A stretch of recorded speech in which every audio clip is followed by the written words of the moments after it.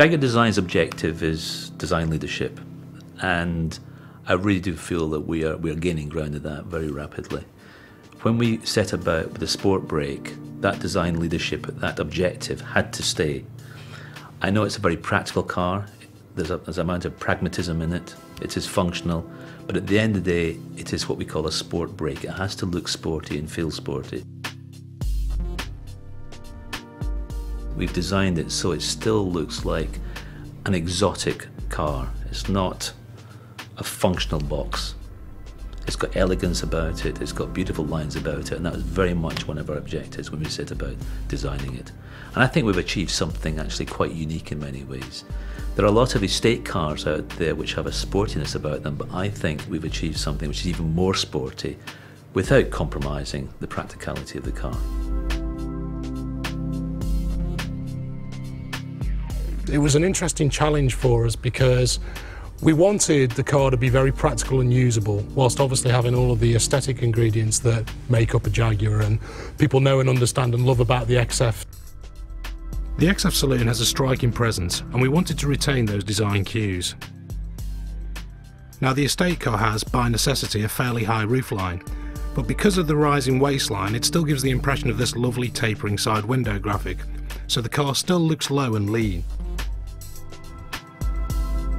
And the fact that this graphic tapers down beautifully gives us a unique signature element for the XF Sportbrake. You've got this lovely drawn chrome loop that gives the car real length and elegance.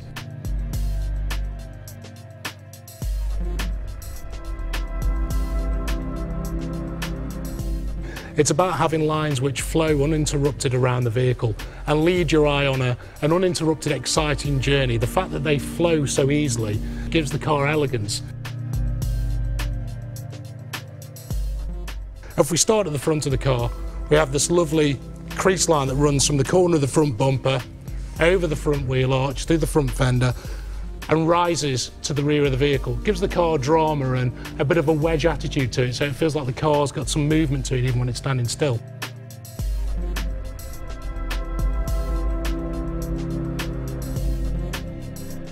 I think the rear aspect of XF Sportbrake is particularly strong. We use the graphics on the car, again, to accentuate the visual width, so we have this signature blade which extends into the tail lamps and is visually gripped and supported by the tail lamps as well, so you've got a lovely robust feel to it.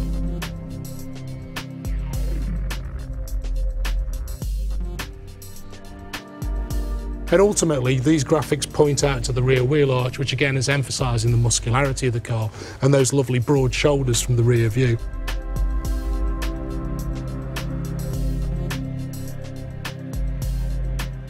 And when we get to the back of the car, I wanted this profile to be so strong it's the only thing left at the back. You know, the roof was floating over the top of it. And that's why we blacked out the pillars, to give that lovely floating roof towards the back and that curvaceous rear window, which gives the car a lot of speed.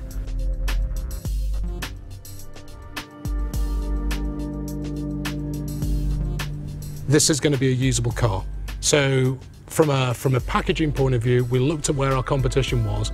We saw what those vehicles are being used for, what customers might like to use a car like this for, and made sure that when you opened up the load space of an XF Sportbrake, you were getting at least the equivalent, if not better than the competition. The thing for us was to do it in a very Jaguar way. All of those things that you would practically expect out of a Sportbrake, we built in from day one.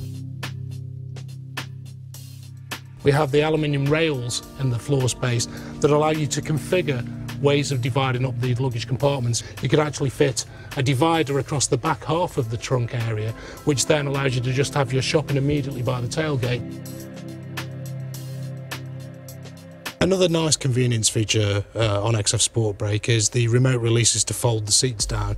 Again, rather than having to go and open the rear door or lean forward to the back of the seats, we've provisioned these handles here on both sides of the car that allow you to drop the seats forwards.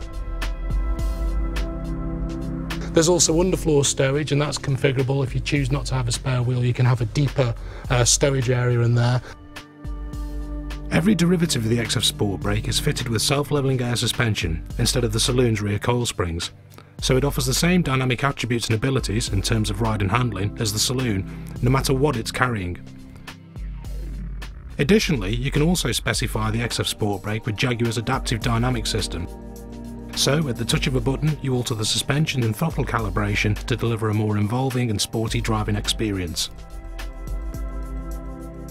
I think this car is a perfect answer for many people. It's a very balanced car visually. It does look quite sporty, and that's very deliberate. It is a Jaguar, but it's also very usable. I can imagine I'm going to get my bike in the back of this quite easily, and that's something I actually need in my life these days, is to actually carry stuff around. So I love the car. In fact, I'm sure I'm going to have one.